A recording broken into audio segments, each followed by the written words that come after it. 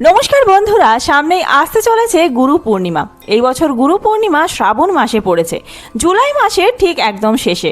তবে কত তারিখ পড়েছে গুরু পূর্ণিমা তা তো আমরা জানবই। তার আগে জানিয়ে রাখি, এই বছর গুরু পূর্ণিমা বিশেষ হতে চলেছে, কারণ এই দিন গ্রহদের দুর্লভ সংযোগ তৈরি হবে, যা গত 56 বছরে প্রথমবার দেখা যাবে। জ্যোতিষশাস্ত্র অনুসারে এই অদ্ভুত সংযোগের ফলে 6টি রাশির জীবনে ইতিবাচক বদল আসতে চলেছে। তো এই সমস্ত কিছুই থাকছে আমাদের আজকের ভিডিওতে।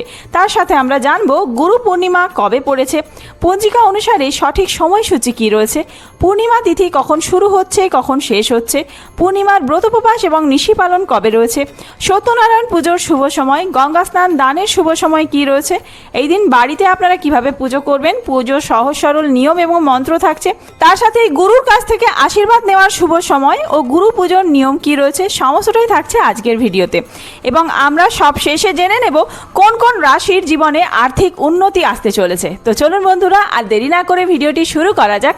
যদি আমার চ্যানেলে নতুন হয়ে থাকেন অবশ্যই চ্যানেলটি সাবস্ক্রাইব করে এবং ভিডিওতে একটি লাইক করে শেষ পর্যন্ত সাথে থাকবেন।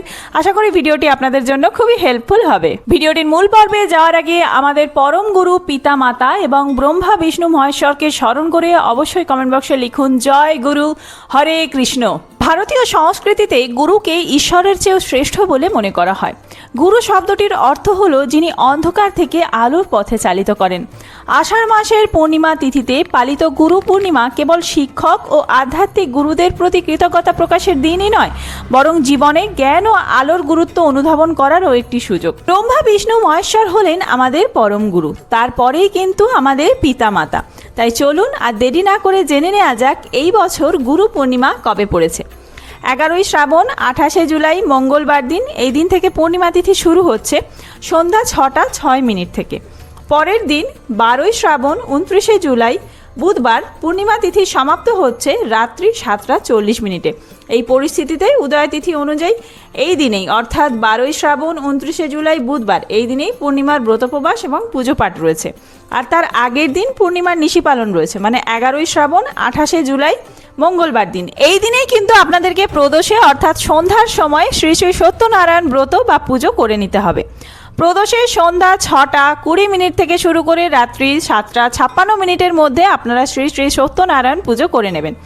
এর পরবর্তী দিন যারা পুজো করতে চান, অমৃতযোগের যে সময়টি রয়েছে সকাল 9টা 32 মিনিট থেকে শুরু করে সকাল 11টা 14 মিনিট, এই সময়টি অত্যন্ত শুভ সময় থাকছে।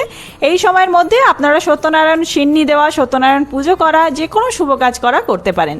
এছাড়াও যারা এই গুরু পূর্ণিমা তিথিতে গুরুকে প্রণাম করতে চান, গুরুর কাছ থেকে আশীর্বাদ নিতে চান বা গুরু পুজো করতে চান, তাদের জন্য শুভ সময় থাকছে এই সকাল 9টা 32 মিনিট থেকে শুরু করে সকাল 11টা 14 মিনিটের মধ্যে। অবশ্যই বেলা 12টার মধ্যে আপনারা গুরু পুজো করে নেবেন এবং গুরুকে প্রণাম জানাবেন। এই দিন গঙ্গা স্নান এবং দানের শুভ সময় থাকছে। সূর্যোদয় হচ্ছে ভোর 5টা 9 মিনিটে। এই সময় থেকে শুরু করে সকাল 6টা 30 মিনিটের মধ্যে অবশ্যই আপনারা গঙ্গা স্নান করে নেবেন। আর সারাদিন যেহেতু পূর্ণিমা তিথি থাকছে, সূর্য অস্ত যাওয়ার আগে পর্যন্ত আপনারা দান করতে পারেন। এবার বলে রাখি এই দিন বাড়িতে আপনারা কিভাবে পুজো করবেন। সকাল সকাল ঘুম থেকে উঠে স্নান করে নিয়ে ঠাকুরঘর সমস্ত পরিষ্কার করে নিয়ে পুজোয় বসবেন। নৈবেদ্য হিসেবে আপনাদের বেলপাতা, ফুল, অবশ্যই সাদা ফুল রাখবেন, কারণ ব্রহ্মা বিষ্ণু মহেশ্বরকে কিন্তু এই দিনে ফুল অর্পণ করতে হবে। সাথে কিছু হলুদ ফুলও রাখবেন, বিষ্ণুর হলুদ ফুল পছন্দের। আর লাগবে তুলসী পাতা, সাথে চন্দন, কিছু মিষ্টান্ন, সাথে প্রসাদ। ফল প্রসাদ হিসেবে 5 রকমের ফল বা 3 রকমের ফল দিতে পারেন, কেটে ফল প্রদান করলেও হবে নৈবেদ্য হিসেবে। আর ঘর স্থাপন করতে হবে, যেভাবে আপনারা অন্যান্য পুজোয় ঘর স্থাপন করেন সেইভাবেই ঘর স্থাপন করবেন। শুরুতেই আপনারা ব্রহ্মা বিষ্ণু মহেশ্বর 3 জনের চরণেই ফুল অর্পণ করবেন এবং ঘটে ফুল অর্পণ করবেন। ফুল আর বেলপাতা অর্পণ করবেন ব্রহ্মা বিষ্ণু মহেশ্বরকে। এক্ষেত্রে বিষ্ণুর ক্ষেত্রে আপনারা কিন্তু তুলসী পাতা অর্পণ করবেন চন্দন সহযোগে বিষ্ণুর চরণে। যে মন্ত্রটি উচ্চারণ করবেন সেই মন্ত্রটি বলে রাখি, গুরু ব্রহ্মা গুরু বিষ্ণু গুরুদেব মহেশ্বর গুরুরেব পরম ব্রহ্ম তস্মৈ শ্রী গুরুবে নমঃ। এই মন্ত্র 3 বার করে উচ্চারণ করবেন এবং ঘটে আর শ্রী বিষ্ণুর চরণে, মহেশ্বরের চরণে, ব্রহ্মার চরণে ফুল বেলপাতা অর্পণ করবেন। একইভাবে আপনারা যদি আপনাদের গুরু বা শিক্ষককেও পুজো করতে চান বা প্রণাম জানাতে চান, আপনাদের ঠাকুর ঘরে সেই ছবি নিয়ে গিয়ে সেই ছবিতে আপনারা ফুল অর্পণ করবেন। তবে যদি শিক্ষক জীবিত থাকেন সেক্ষেত্রে ফুল অর্পণ না করাই ভালো, সরাসরি গিয়ে তাকে প্রণাম জানাবেন। গুরুর ছবি থাকলে গুরুর কাছেও একইভাবে আপনারা যেভাবে ফুল অর্পণ করেছেন ব্রহ্মা বিষ্ণু মহেশ্বরের চরণে, গুরুর চরণেও ফুল অর্পণ করবেন। প্রদীপ জ্বালান ছবি বা মূর্তির সামনে এবং তারপরে ধূপ আর প্রদীপ দেখিয়ে আরতি করবেন। আপনাদের পুজো সম্পন্ন হবে এবং সব শেষে আপনারা কিন্তু তাদের কাছে আশীর্বাদ প্রার্থনা করবেন। আশীর্বাদ প্রার্থনা করা হয়ে গেলে যে সমস্ত নৈবেদ্য ফল প্রসাদ আপনারা দিয়েছেন, ফল প্রসাদ নিজেদের মধ্যে ভাগ করে খেয়ে নেবেন। তবে মনে রাখবেন এই দিনে কিন্তু আপনাদেরকে সাত্ত্বিক খাবার গ্রহণ করতে হবে। কোনো রকম আমিষ আহার এই দিন গ্রহণ করা যাবে না। অন্ন গ্রহণ করতে পারেন। কোনো রকম দুশ্চিন্তা বা নেতিবাচক চিন্তা এই দিনে পরিহার করুন। অবশ্যই এই দিনে পিতা মাতার আশীর্বাদ গ্রহণ করবেন। সকাল সকাল পিতা মাতাকে আগে প্রণাম করবেন, তারপরেই কিন্তু অন্যান্য কাজ শুরু করবেন। পিতা মাতা সহ বাড়ির যে সমস্ত বয়োজ্যেষ্ঠ আছে প্রত্যেককে প্রণাম করবেন। এবার জানিয়ে রাখি যে কোন কোন রাশির জীবনে এই গুরু পূর্ণিমার পর থেকে শুভ দিন আসতে চলেছে। আর্থিক উন্নতি হবে, ব্যবসায় উন্নতি হবে, কর্মক্ষেত্রে এবং নিজের পারিবারিক জীবনেও উন্নতি হবে। মেষ রাশি, এর পরবর্তীতে আসছে বৃষ রাশি, তারপর রয়েছে সিংহ রাশি, সবশেষে বলি ধনু রাশি, মকর রাশি আর কুম্ভ রাশি। এই যে 6টি রাশি বললাম, এই 6টি রাশির জীবনে আমূল পরিবর্তন আসতে চলেছে।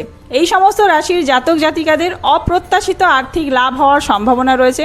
পুরনো বিনিয়োগ থেকেও আপনারা উল্লেখযোগ্য মুনাফা পাবেন। মানসিক শান্তি এবং পারিবারিক সমর্থনে আপনার সমস্ত কাজ সহজে সম্পন্ন হবে এবং সমস্ত ক্ষেত্রে সফলতা আসবে। এছাড়াও এই দিনে গরিব দুঃখীদেরকে আপনারা নিজের সাধ্য মতো দান করতে পারেন। অন্ন হোক, বস্ত্র হোক দান করতে পারেন। আর যদি বাড়িতে আপনারা ব্রাহ্মণ দিয়ে পুজো করেন, ব্রাহ্মণকেও এই দিন আপনার সাধ্য মতো দান করবেন। খুব তাড়াতাড়ি নতুন কোনো ভিডিও নিয়ে আসছি। সেই সমস্ত ভিডিও দেখার জন্য অবশ্যই চ্যানেলটি সাবস্ক্রাইব করে সাথে থাকবেন। আর এই ভিডিওটি যদি হেল্পফুল হয়ে থাকে বন্ধুদের মধ্যে অনেক বেশি শেয়ার করবেন। ধন্যবাদ।